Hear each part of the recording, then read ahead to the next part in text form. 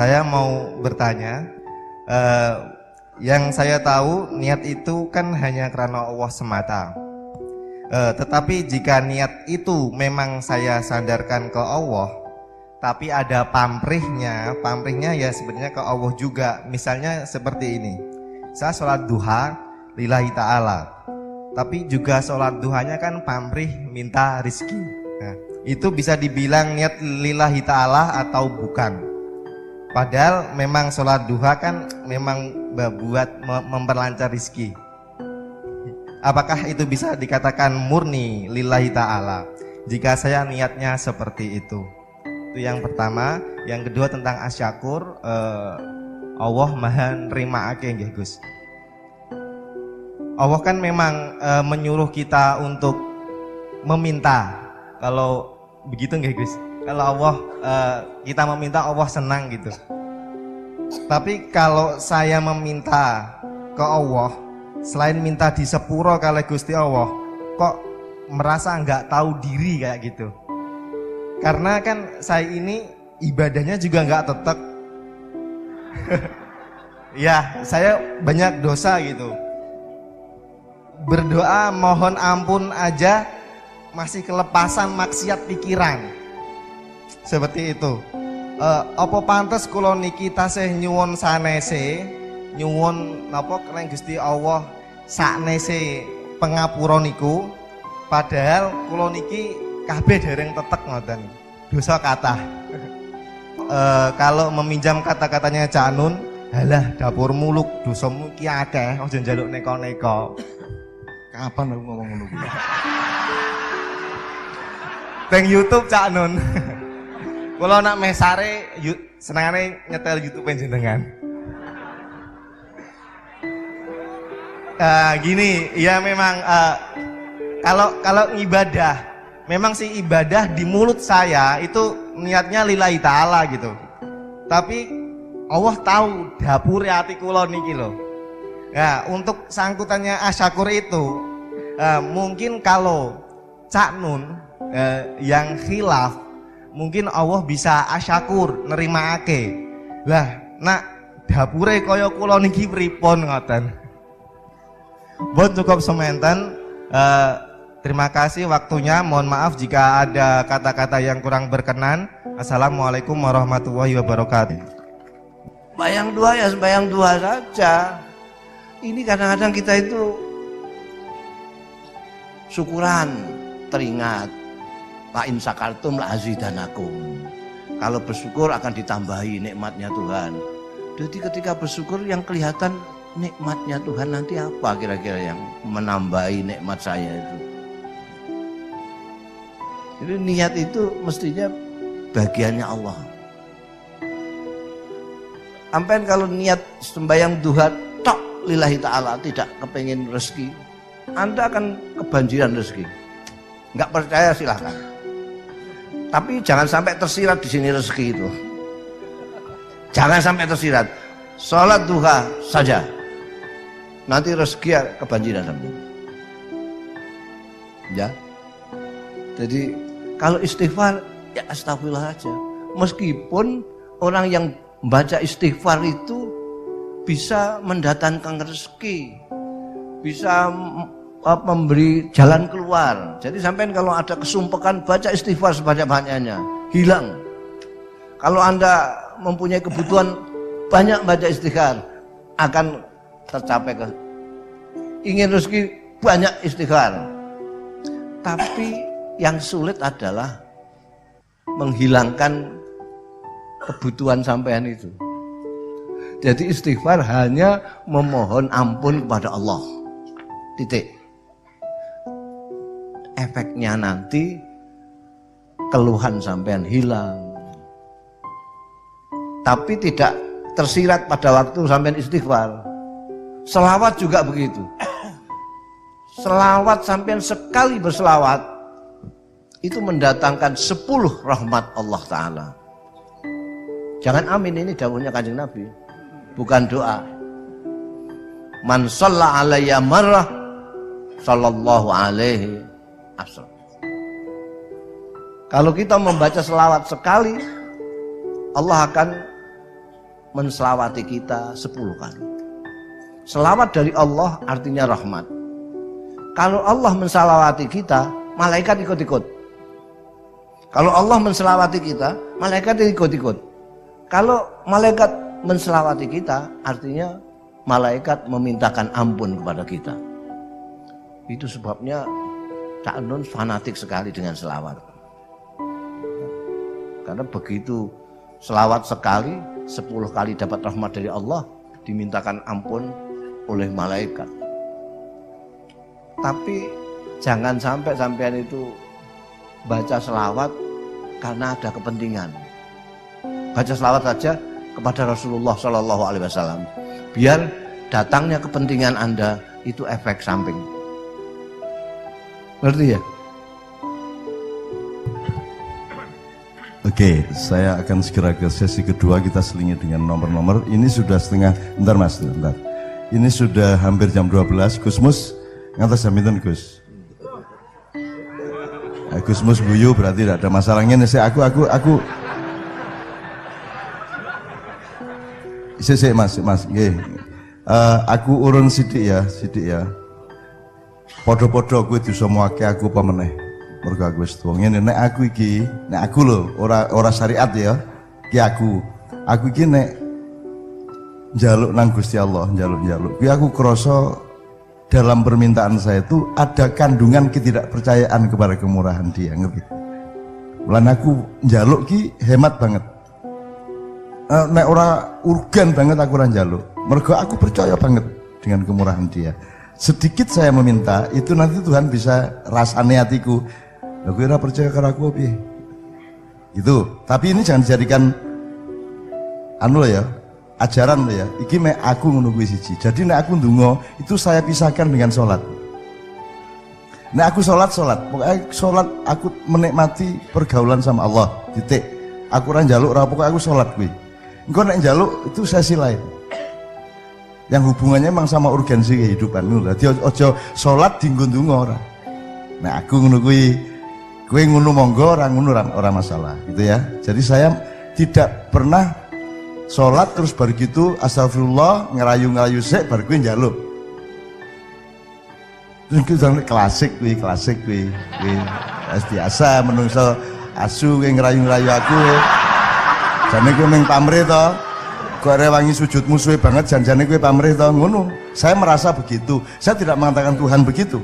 Tapi saya merasa seperti itu sehingga saya memisahkan sholat dengan doa. Terus ben disalahke ya ben, kafirke ya ben.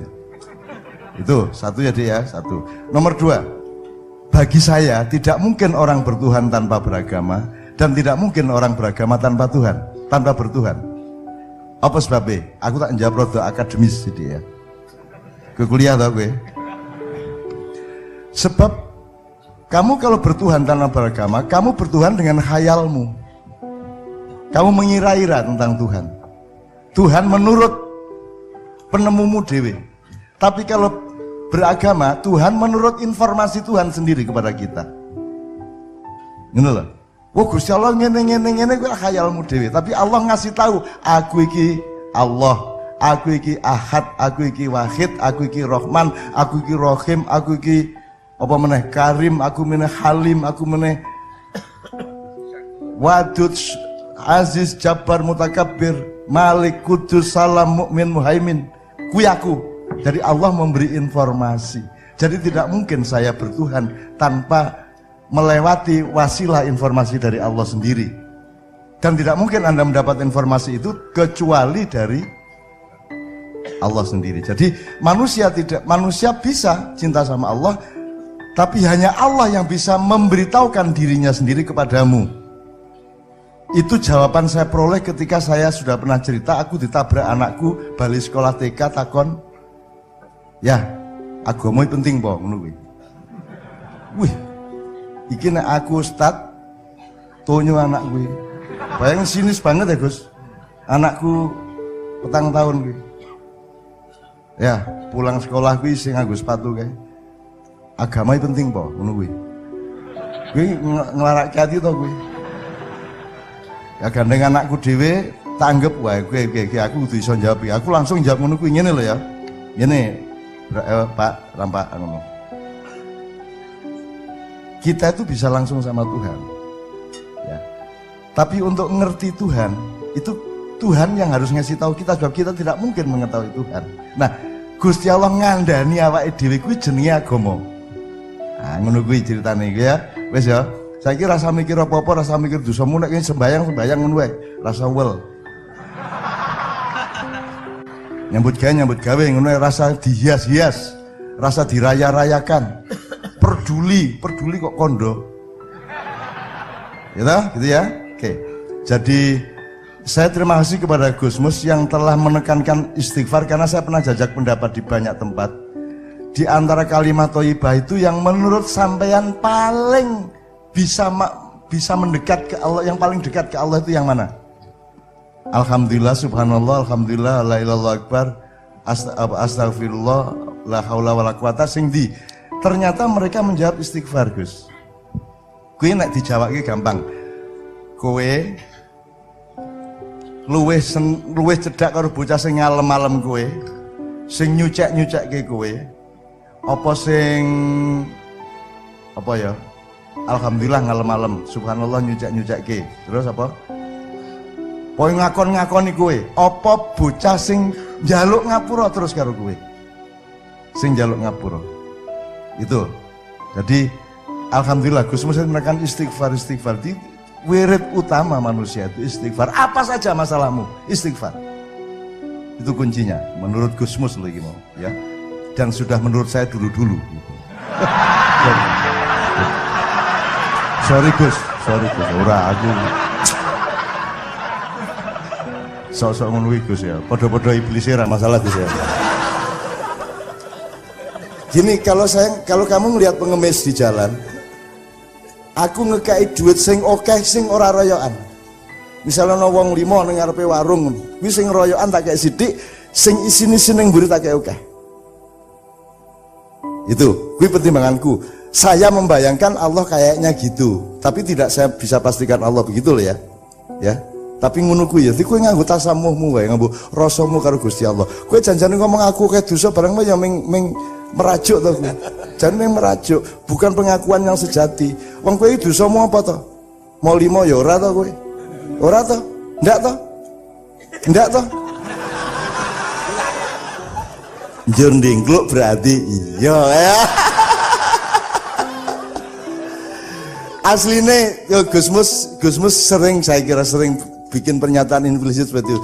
Sebenarnya andekan pun tidak ada agama, ndak boleh mencuri, ndak boleh zina, ndak boleh madat, ndak boleh madon. Mosok sih kowe ngenteni agama untuk tidak mau limo. Buangeten kowe. Mbok wis nganggo atimu, nganggo rasamu cukup to nek nyolong ora entuk cukup to. Madon ra entuk cukup to, madat ra entuk cukup to. Langsung nganggo akalmu cukup to bahwa itu semua akan menghancurkanmu sendiri. Jangankan mau limo, rokok pun membunuhmu.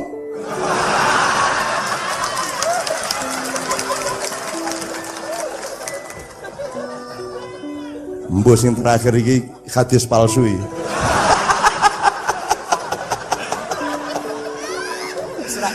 Israeliat ya. Yes, melu-melu aku. Oke ya, ngono ya, ya. Oke, bismillah.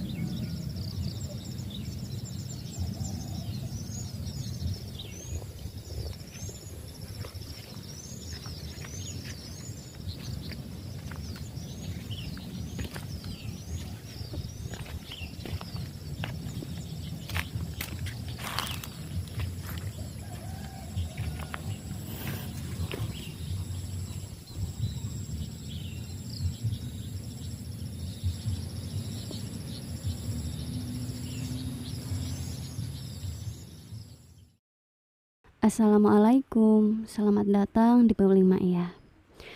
Berikut ini adalah kutipan video Sinau Bareng tahun 2015. Dan sebatas yang dapat kami tangkap, kurang lebih beginilah ulasan, rangkuman, atau pointernya. Pointer yang pertama adalah, pada kutipan video Sinau Bareng kali ini, kita akan belajar dari seorang jamaah yang bertanya kepada Gus Mustafa Bisri atau Gus Mus. Dan kurang lebih beginilah inti dari pertanyaannya. Yang pertama, dia bertanya begini. Yang saya tahu niat itu kan hanya karena Allah semata. Tapi bagaimana jika memang niat itu saya sandarkan kepada Allah, tapi karena ada pamrihnya itu ya sebenarnya ke Allah juga. Misalkan begini, saya sholat duha lillahi ta'ala, tapi pamrihnya untuk rizki. Dan padahal memang sholat duha kan juga untuk memperlancar rizki. Kemudian pertanyaan yang kedua tentang asyakur atau Allah itu maha nerimaake. Jadi intinya pertanyaan kedua begini. Allah kan menyuruh kita untuk meminta kepadanya. Jadi Allah senang kalau kita meminta kepadanya.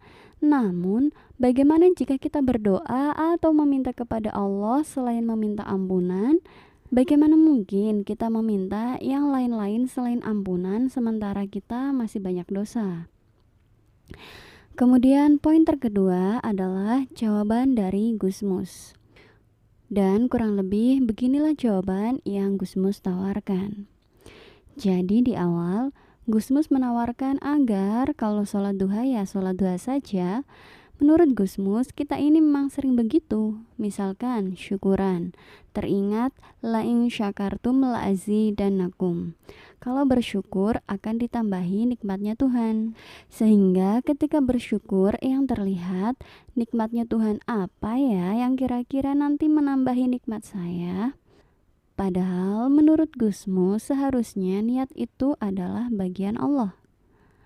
Gus Mus juga ngendiko bahwa kalau kita sholat duha saja tanpa mengharap rizki, maka akan kebanjiran rizki. Kalau tidak percaya, silahkan dicoba. Tapi jangan sampai tersirat sedikit pun soal rizki. Jadi sholat duha ya sholat duha saja, titik. Sampai di sini selanjutnya Gus Mus menambahkan contohnya. Jadi kalau kita istighfar ya istighfar saja. Walaupun sebenarnya istighfar dapat mendatangkan rizki dan dapat memberikan jalan keluar segala macam masalah. Tapi istighfar ya istighfar saja alias memohon ampun kepada Allah saja, titik. Maka efeknya nanti keluhan Anda hilang, kesempitan Anda akan dilonggarkan, dan seterusnya. Sholawat juga begitu. Sekali kita bersolawat kepada Nabi Muhammad, maka Allah akan bersolawat kepada kita 10 kali. Dan jika Allah menyolawati kita, maka malaikat pun akan ikut menyolawati kita. Dan kalau malaikat menyolawati kita, maka malaikat pun akan juga memintakan ampunan kepada Allah atas dosa-dosa kita. Tapi Gus Mus pun kembali menawarkan agar jangan membaca sholawat karena ada kepentingan. Kalau sholawat ya sholawat saja, titik. Biar datangnya kepentingan Anda itu efek samping. Kemudian pointer selanjutnya, Mbah Nun sedikit urun jawaban. Dan kurang lebih urun dari Mbah Nun kepada penanya begini. Jadi menurut rasa hati Mbah Nun, kalau beliau meminta-minta kepada Allah, itu ada rasa kekhawatiran di dalam doa atau permintaan beliau itu. Ada kandungan ketidakpercayaan beliau kepada kemurahan Allah. Oleh karena itu, beliau sangat hemat jika berdoa. Kalau tidak urgent sekali, beliau tidak meminta. Sehingga jika beliau sholat itu ya sholat aja, perihal meminta itu sesi lain. Pokoknya kalau sholat ya menikmati cinta dan pergaulan kepada Allah saja, titik. Namun Mbah Nun juga menegaskan bahwa itu jangan dijadikan ajaran atau sebuah fakta kebenaran. Kalau beliau begitu itu, Anda mau ikut ya silahkan, tidak ya nggak apa-apa. Namun intinya jangan dijadikan ajaran, karena itu hanya perasaan atau tasamuh beliau saja. Selanjutnya, pointer kedua dari Mbah Nun adalah Mbah Nun ngendika bahwa menurut beliau tidak mungkin orang bertuhan tanpa beragama dan tidak mungkin orang beragama tanpa Tuhan. Karena kalau kamu bertuhan tanpa beragama, itu adalah kamu bertuhan hayalmu. Kamu mengira-ngira tentang Tuhan, alias Tuhan menurut penemumu sendiri. Tapi kalau beragama, Tuhan menurut informasi Tuhan itu sendiri kepada kita. Misalkan, Tuhan ini gini. Tapi itu kan menurut hayalmu sendiri. Tapi kalau beragama, Allah yang langsung ngasih tahu ke kita bahwa Allah itu Ahad, Allah itu Rahman, Allah itu Rahim, dan seterusnya. Jadi tidak mungkin bertuhan tanpa beragama atau tanpa melewati wasilah informasi dari Allah. Karena tidak mungkin kita dapat mengenal Allah, tidak mungkin manusia dapat merumuskan atau menemukan Allah. Karena manusia amat sangat terbatas, sehingga mustahil untuk dapat menemukan Allah. Dalam hal ini, Mbah Nun sering mengibaratkannya dengan istilah semut yang mengukur samudra Atlantik. Oleh karena itu, Allah menginformasikannya langsung kepada kita karena kita tidak mungkin bisa mencapai Tuhan tanpa Tuhan sendiri yang memberitahu kita. Dalam hal ini, Mbah Nun ngendika bahwa jawaban itu beliau dapat saat anak beliau yang bernama Rampa berumur 5 tahunan. Saat itu dia pulang sekolah. Kemudian dengan wajah sinis dan masih mengenakan sepatu bertanya begini, "Ayah, agama itu penting apa?" Kemudian beliau menjawab begini, "Pak, Rampak, begini, kita itu bisa langsung ke Tuhan, tapi untuk ngerti Tuhan, itu harus Tuhan yang ngasih tahu sendiri kepada kita. Sebab kita tidak mungkin mampu mengetahui Tuhan. Nah, Gusti Allah ngasih tahu ke kita itulah yang namanya agama." Sampai di sini, selanjutnya Mbah Nun kembali menawarkan bahwa kalau sholat, ia sholat saja, tidak usah rewel. Kalau peduli ya peduli saja, tidak usah dihias-hias. Misalkan peduli gempa, bikin spanduk. Lah peduli kok bilang-bilang, intinya ibadah ya ibadah saja, titik. Oke dulur-dulur, sampai di sini dulu ya ulasan atau pointernya. Sebenarnya masih ada begitu banyak hal yang dapat kita pelajari bersama dari kutipan Sinau Bareng pada video ini. Ulasan, pointer, atau rangkuman yang saya ungkapkan itu hanya sedikit gambaran saja. Dan semua yang saya ungkapkan itu bukanlah sebuah kebenaran. Hanya saja semoga dapat sedikit menambah referensi. Mohon maaf atas semua kelemahan sudut pandang saya. Matur suwun dan sehat selalu saudaraku. Wassalamualaikum